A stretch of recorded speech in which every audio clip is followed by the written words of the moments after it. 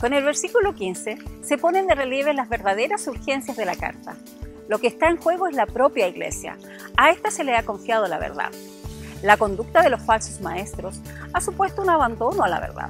Por tanto, es extraordinariamente importante no solo que Timoteo detenga a los falsos maestros, sino que dirija de nuevo a la iglesia de Éfeso a conectarse con la verdad.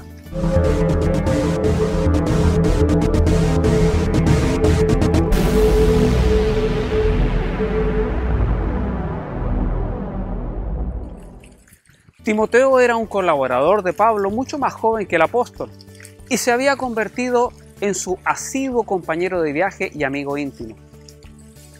Timoteo era de Listra, un pueblo licaonio de la provincia romana de Galacia, en la zona centro-sur del Asia Menor. Probablemente Pablo lo conoció entre los años 46 y 48 después de Cristo, durante su primer esfuerzo misionero en esa zona. Es muy probable que tanto él como su madre y abuela se hubieran convertido en aquella época. Durante la segunda visita de Pablo en esta zona y por recomendación de los creyentes locales, el apóstol decidió tomar consigo a Timoteo en sus viajes. Sin embargo, puesto que la madre de Timoteo era judía y su padre pagano, y para no poner obstáculos a su misión entre los judíos de la diáspora, Pablo había mandado circuncidar a Timoteo. De este modo comenzó una relación de mutuo afecto que habría de durar toda la vida. Pablo se refiere a Timoteo como su amado y fiel amigo en el Señor y su colaborador en el Evangelio. Como colaborador de Pablo, a Timoteo se le había encomendado 3 tareas anteriores en la iglesia. Una en Tesalónica, aproximadamente el 50 después de Cristo, en Corintio, más o menos en el 53 al 54 después de Cristo, y en Filipos, aproximadamente entre los años 60 y 62 después de Cristo. Timoteo colaboró también en 6 de las cartas que tenemos de Pablo.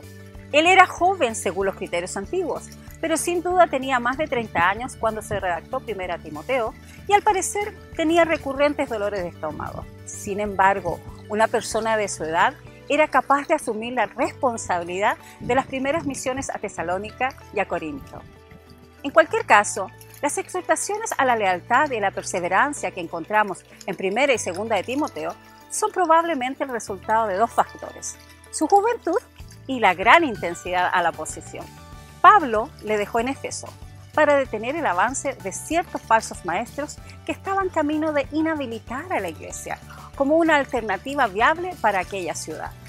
En primer lugar, dice que su aparición no ha de tomarnos por sorpresa. El Espíritu advierte claramente que surgirían. En segundo lugar, el apóstol indica que la verdadera fuente de sus enseñanzas son diabólicas. Y en tercer lugar, ofrece algunos detalles de sus errores y las razones por las que lo son.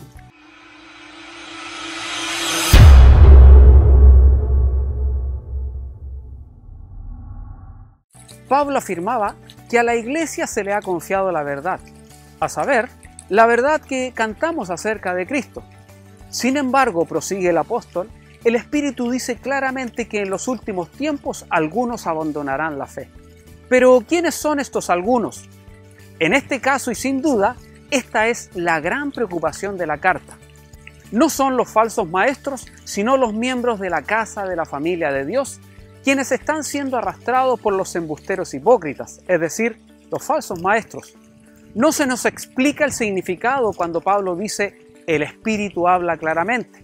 Tampoco podemos saber con certeza si esto se refiere a que el espíritu profético habló en la iglesia, como opinan algunos, o que se le reveló a Pablo mientras escribía esta carta o anteriormente.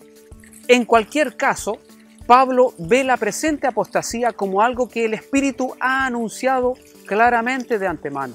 Mucho antes la iglesia primitiva había entendido que la venida del Espíritu significaba el comienzo del fin. El propio Pablo creía y pertenecía a una tradición que creía que el fin vendría acompañado por un período de intensa maldad, que incluiría una apostasía de algunos del pueblo de Dios. Así pues, para Pablo, aquella situación era una clara prueba de que vivían en los últimos tiempos, lo que antes se había insinuado y ahora se afirmaba explícitamente. La fuente última de las falsas doctrinas es el propio Satanás. Las expresiones espíritus engañadores y doctrinas de demonios, que algunos seguirían, aluden probablemente a la realidad, la naturaleza diabólica de la enseñanza que se opone al Evangelio. La frase "tales enseñanzas provienen de embusteros hipócritas" representa una acusación especialmente contra los falsos maestros.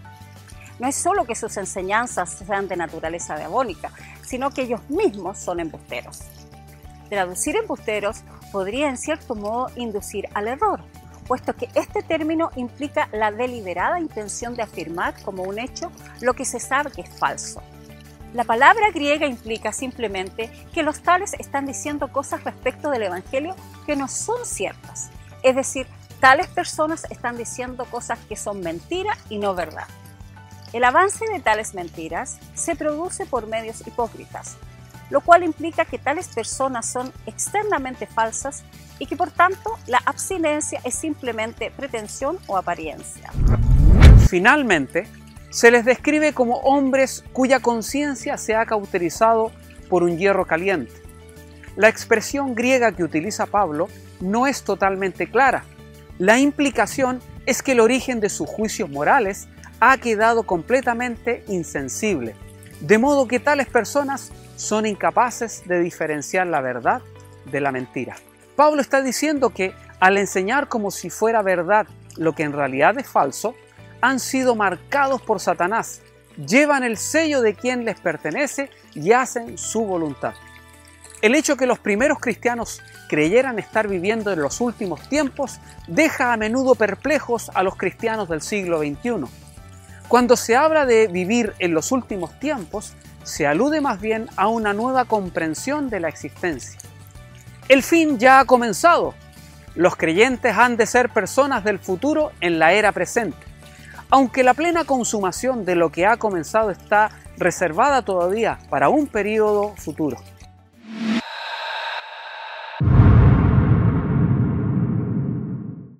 Hemos llegado al final de nuestro espacio de hoy, amigos. Como siempre, nuestro deseo es ser un aporte en vuestras vidas, entregando de una manera simple, trascendental información en torno a las Escrituras. No dejes de acompañarnos en este apasionante viaje por el conocimiento de la verdad. Hasta pronto, amigos. Adiós.